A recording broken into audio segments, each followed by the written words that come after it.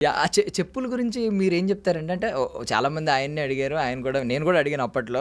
ఆయన చెప్పారు అంటే ఆయనేం గ్రౌండ్ చెప్పారు? గురించి ఈ ఏదో చెప్తారు ఆయన. ఆయన ఒక్కొక్కసారి ఒక్కొక్క ఆన్సర్ వస్తా ఉంటది. గ్రౌండ్ కానీ ఎర్తింగ్ కొంచెం సీరియస్‌గా అని. చెప్పిందేంటంటే అది యాహ్! యాహ్! ఒకటుందని చెప్పి. యాహ్! అది ప్రూవెన్ థింగ్. ఒక డాక్యుమెంటరీ ఉంటది మీరు కావాలంటే యూట్యూబ్‌లో.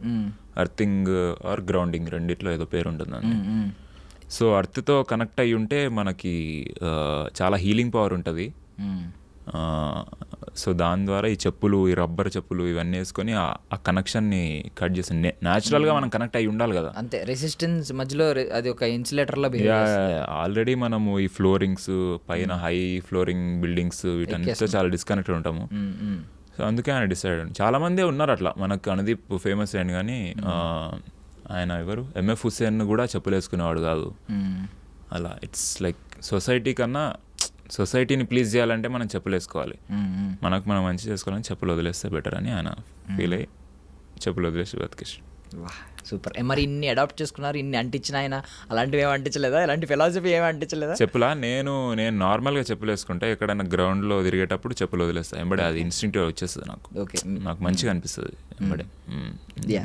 నైస్.